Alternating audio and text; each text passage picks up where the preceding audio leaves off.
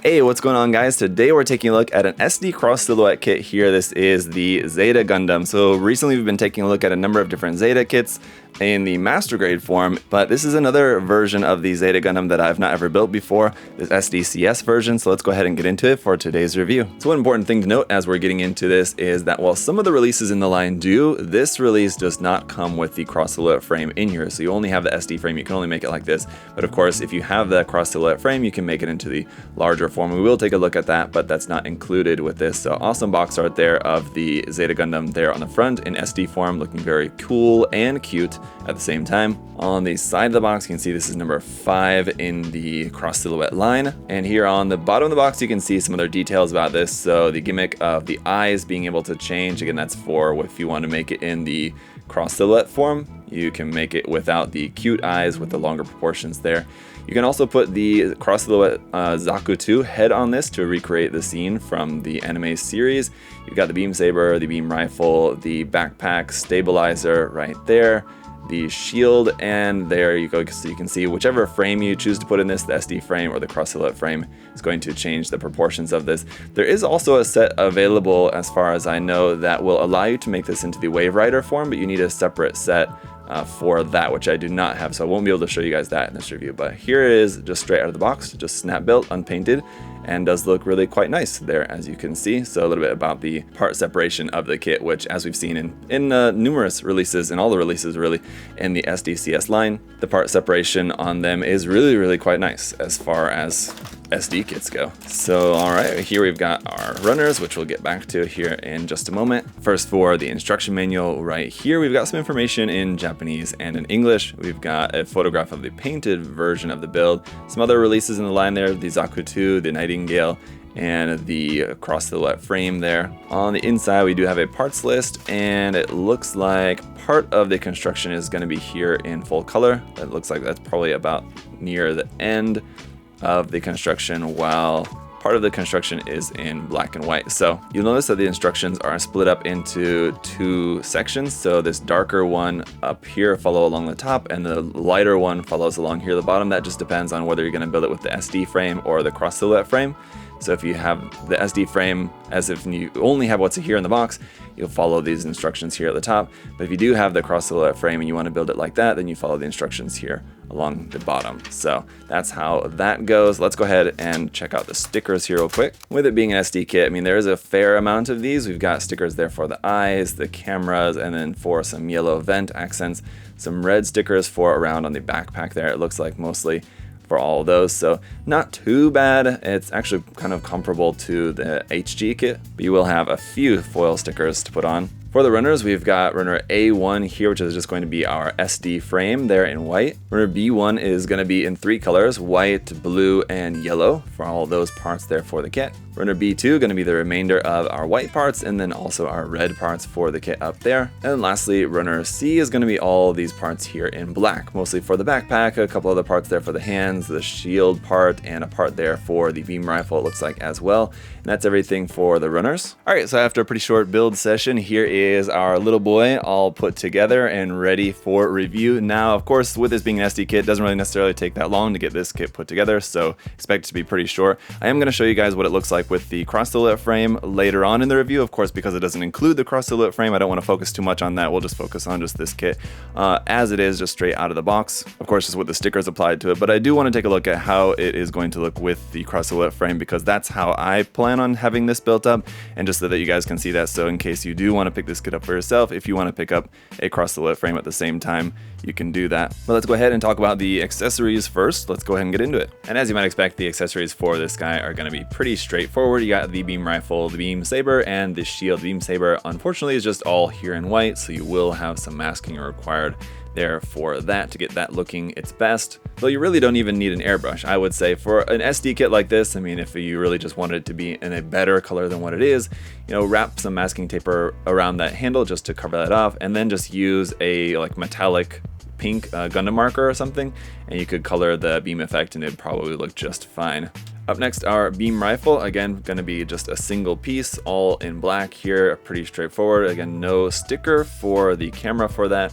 Also, no extending feature like you would expect on a different version of the Zeta Gundam where the rifle is supposed to extend. It also is supposed to have a little bit more color going on it, but of course with this just being an SD kit, it's going to be very simple. You do have some empty gaps in there, which are designed in a way that I think don't take away too much from the design, though filling those in will probably make this look a little bit better. All in all, though, not too bad looking rifle. Another thing I would recommend would maybe to take a small drill and drill out the barrel of that maybe a little bit. But again, it's just a couple of small changes that you could make that look slightly better. And then we've got our shield, which is a couple of pieces here. But again, it's going to be pretty basic. Doesn't have any sort of collapsing gimmick or anything like that. Like other versions, you would expect to have that feature. This one doesn't have that, but that will just attach right onto the arm. And this will attach here onto the back side of the arm right there, where I'm expecting this is going to be a little bit difficult, just because it's going to be clashing with the backpack there. Now, as you can see, the wings are extended there on the back, and that's just kind of how they are. So normally these would be folded in, but with this, that's just how the wings are designed on it. And the rifle, I'll tell you guys, does not attach onto the back of the arm, though if you wanted to make the rifle attach onto the back of the arm like the Zeta typically does, that would not be a very difficult modification to do, because you have the hole there, so all you would need to do is just drill a 3mm hole into here wherever you want. You use a cut off little piece of a runner, stick that in there, glue that in there as a peg, and you could just peg that onto the back of the arm if you wanted. But just to talk a little bit about the stickers on this, so of course we got stickers for the eyes, the head camera up there, the camera on the back of the head as well right there.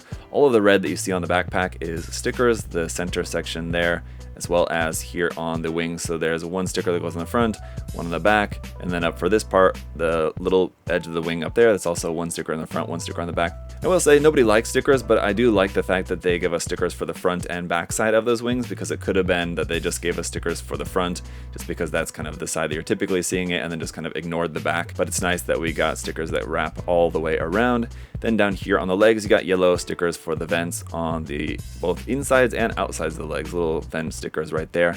So all in all, not really too bad in the way of stickers. Of course, there is more color apps, just like all the little yellow accents up on the shoulders, down here on the legs, and on the shield, for example, there's little bits of yellow that are missing from the design. But generally, the color separation is pretty good. Again, considering that it's an SD, you have the vents and the Vulcans in the side of the head there that are an actual color separated part, which is nice. The chest vents and the red parts and the black parts here in the forearms, for example, is all separate pieces. So that's all really nice. And after reviewing a few different versions of the MG recently, I am glad not to have to transform this, but this kit does parts form. It does transform into the Wave Rider mode, but you do need the additional set, so that set is available. For me, for today's video purposes, we're just going to be talking about the cross silhouette frame as an option set for this. But first, just to mention a little bit about the articulation with this being an SD kit. Don't expect too much, and especially the head, because of this backpack, can't go up any further than that, unfortunately.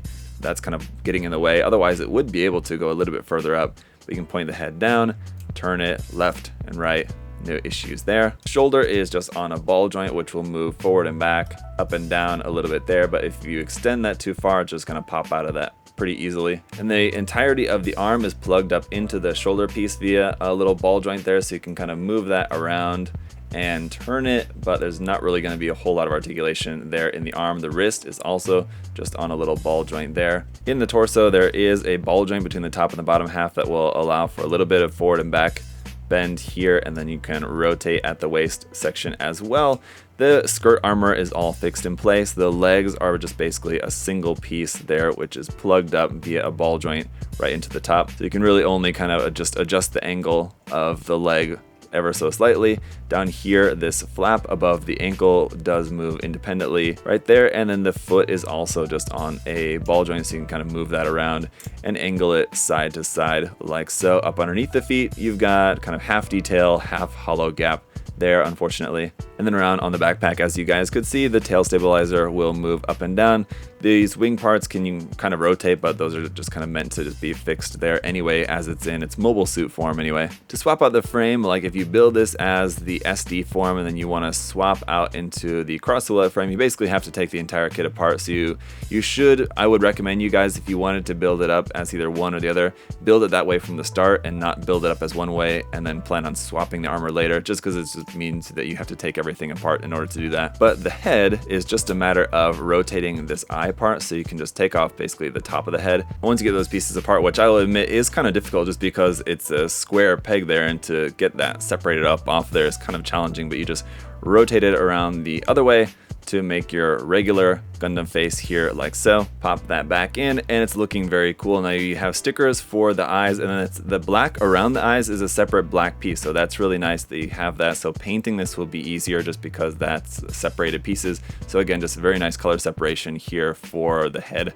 for an SD kit. And so we'll take a look at a couple poses here of it in SD form, and then I'll switch it up to the cross silhouette frame at the end. But as always guys, this line is definitely, I think, Bandai's best SD line that they make. That's just kind of my opinion. If you do prefer like the SDW Heroes line, just for the aesthetic, those are nice as well. But just overall, like objectively, I think this line is really nice because it gives you a decent amount of articulation as far as SD kits go. The color separation and the use of stickers is pretty nice on it, as in the color separation is usually pretty good for SDs, and the amount of stickers is pretty low for SDs, again, just kind of talking generally speaking. And so with the recent release of the Tornado Gundam, hopefully the SD cross silhouette line will continue on and we'll see some more interesting kits out in the line. That's one thing that's also great about the line in general, is that we see like a lot of the main Gundams like the Zeta Gundam, the RX-782 and things like that, but then we also see some of the more obscure ones like the Tornado Gundam and the Cascade, for example. So as myself not being that big of a fan of SD kits in general, I do particularly enjoy the SD cross silhouette line. But let me know your guys' thoughts down in the comment section below. What do you think about the SDCS line? What's been maybe one of your favorite releases out in the line so far? Is it this or something else? And what would you like to see in the future of the line? I'm interested to know kind of just some ideas about what mobile suits you think would work pretty well for this line going into the future. And as always guys, if you want to check some of these kits out for yourself or anything else from Bandai, you can check the link in the video description to USA Gundam Store. We've got all kinds of stuff there for you guys.